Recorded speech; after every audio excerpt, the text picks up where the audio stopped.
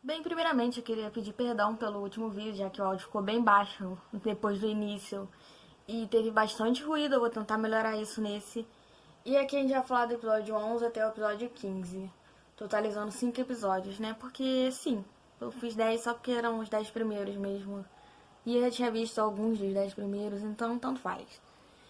Então, nesse primeiro episódio, o episódio 11, né, tivemos o Ryuga, bastante irritado no início do episódio, que não conseguiu derrotar o Free. E depois tivemos o Ricardo, que eu não tinha notado, mas o Ricardo não conseguiu chamar o avatar dele até agora, né? Ou pelo menos não do jeito que ele queria. Então ele vai treinar isso. Então ele fica tentando chamar o avatar dele lá naquela arena. Enquanto isso, o Valt vai falar com o Free, né? E o Free fala daquela sombra que ele viu, que é o Lane Valhalla. Que eu não sou uma pessoa burra, eu sei quem é, né? Mas eu ainda não sei a história dele, né? O lore dele.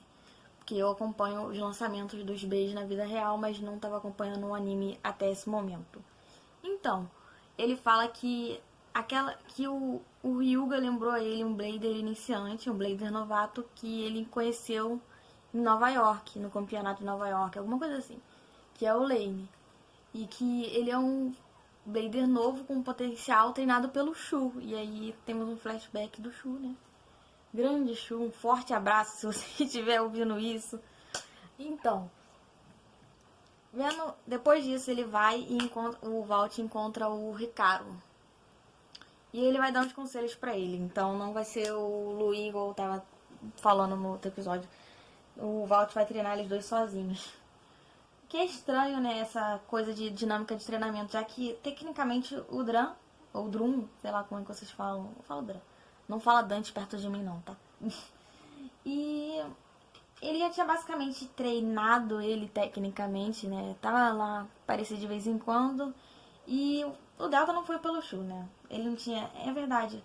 O único aprendiz do Shu até o momento foi o Fubuki, que foi totalmente ignorado depois da terceira temporada, porque, sei lá.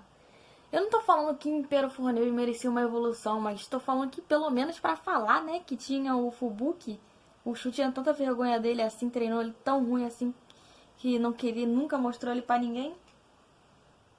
É triste, né? O Book totalmente ignorado. Pior que ele apareceu no último episódio de Evolution. O Shu aparece. Ele encontra o Fubuki criancinha, né? Ele treina ele desde criança, basicamente. Basicamente porque ele tá lá no Japão, né? O Fubuki mora no Japão.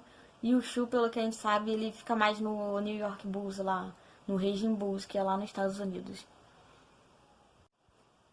Bem, mas depois disso, ou antes disso, eu não me lembro a ordem exata, os irmãos vão sair, né, da Espanha.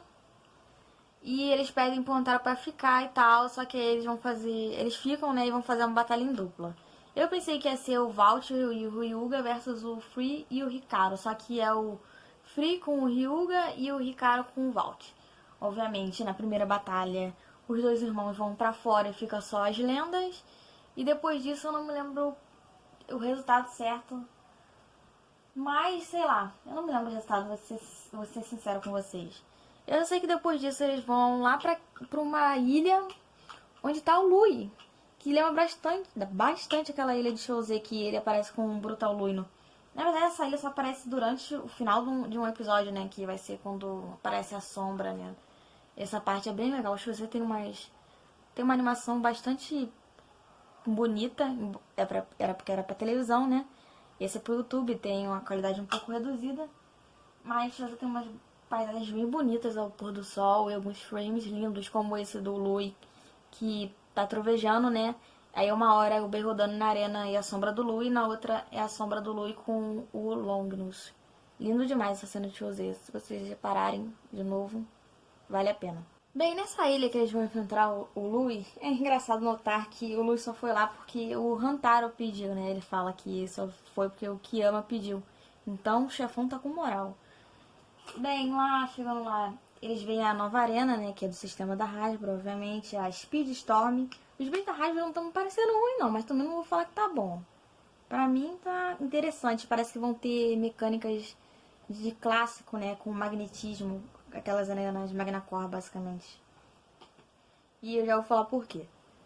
Porque já foi confirmado, basicamente, por causa do ataque duplo dos irmãos, se tiver mesmo metal nos divers, é porque em cada pedaço da arena, como é mostrado, né, no anime, deve puxar basicamente eles, aí quando eles descem com tudo, né. Falando nisso, a batalha foi bem simples, né, com 2 novos ataques, o ataque dos irmãos e o ataque do Lui. O ataque dos irmãos na vida real não ia funcionar nunca, porque simplesmente cada um vai pra um canto da arena e os dois se chocam. Nessa de se chocar na vida real, os dois já tinham eclodido. Só que no anime eles se chocam, dão energia um pro outro e vão pra cima do oponente, né? Vai ser uma batalha tripla. Não sai de jeito nenhum, batalha tripla. E uma batalha de 3. E, obviamente, o Lui ganha com o seu Upper Attack, né? Mas no anime eles falam outra coisa, mas é o poder do Upper Attack imenso do Longinus. Eu tenho medo de comprar o Longinus, ele destruir todos os bichos que eu tenho. Porque não é palhaçada, acontece. O Imperador até mostrou num vídeo dele, né, que a base dele do Imperial Dragon rachou com o ataque do Luno. Simplesmente assim. Ele é um combo muito forte em estoque. Sensacional, recomendo muitíssimo comprar ele mesmo eu não tendo um. Eu vou comprar no futuro. E esperem. Pois bem, depois disso tem aquela gincana básica, né, que é basicamente um filler no anime de Beyblade. Sempre tem essa droga, né. E aí eles vão, cada um pro negócio e enfrentam, sei lá, 100 Blader. É sempre assim. Acho que na primeira temporada é a única temporada que não tem isso. Na segunda tem o Shaka com o desafio de 100 Bladers. Não me lembro se tem outra coisa.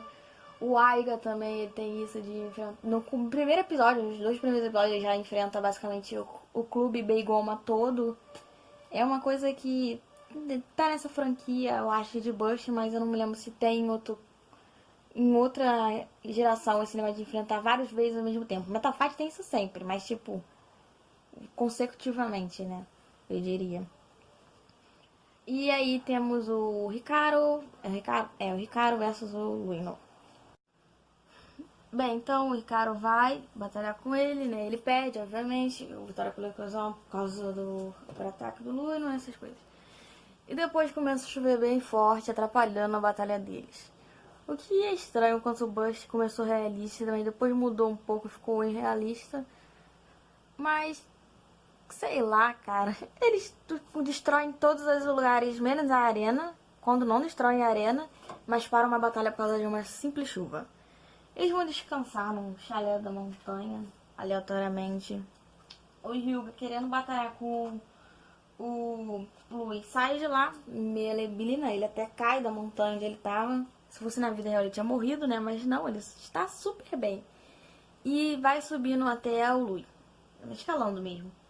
Enquanto isso, no chalé da montanha, a porta simplesmente emana uma aura maligna roxa. A porta começa a se abrir devagar e ninguém faz simplesmente nada. O que é surpresa, já que o Hantaro tá em posse dessas crianças, ele não faz simplesmente nada, ele só vê a porta abrindo. E a porta explode, no maior show da Dragon Ball. Pô, atrás dela está Lane Valhalla, em toda a sua glória e seu mini Sonic, seu mini Hedgehog, que é bem fofinho, o que é um belo de um contraste que não tem nada a ver uma coisa com a outra. Até agora esse porquinho não serviu pra nada, esse porquinho, esse ouriço. Respeito pelo Sonic. Ele pergunta onde está o Lui, né? Essa entrada dele foi épica, só foi uma pena que o Lui não estava lá, né? E ele pergunta onde ele está. Os amigos cagões do Ricardo do Ryuga falam onde ele está, no topo da montanha. Mas o Ricardo já chegou primeiro que ele. A luta é bem estilo Dragon Ball, né? Como eu já tinha falado antes. Destruição em tudo em volta, ventos fortes, menos no estádio. E é uma batalha até que interessante, bem emocionante mesmo. E no maior clímax, o Lane joga o Lucifer no meio do Hyperion e do Luno. E o Hyperion explode, o Ricardo explode. O Hyperion explode. Queria que o Ricardo explodisse. O Hyperion explode e o Luno vai pra fora, ele pega ele com a mão. E o Lucifer também vai pra fora, o Lane pega ele com a mão.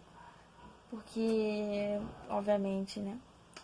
São bases fortes que precisam vender, então não tinha como o Lucifer eclodir agora. Mas se fosse na vida real, novamente, eu acho que o Station ia eclodido e se pá quebrado. Se pá quebrado. Mas acontece, não é mesmo? E bem, Uma coisa legal de se apontar é que vamos fazer uma lista até o final desse anime, que é motivos para o Hyuga ser melhor que o Hikaru. Primeiro, ele é um best boy que adora os animaizinhos, enquanto o Hikaru é um medroso. Tem medo de um ouriço, que é basicamente o tamanho de um ratinho pequeno. Mas isso não vem ao caso. O Hikaru enfrenta o Lucifer. O Hikaru enfrenta o Leon, né? E logo enfrenta o Lucifer em off e perde por explosão. Enquanto isso, temos o Shu. E eu pensei que ele ia aparecer bem mais tarde no anime. Falando com o Hantaro, que encontrou ele em um torneio por aí.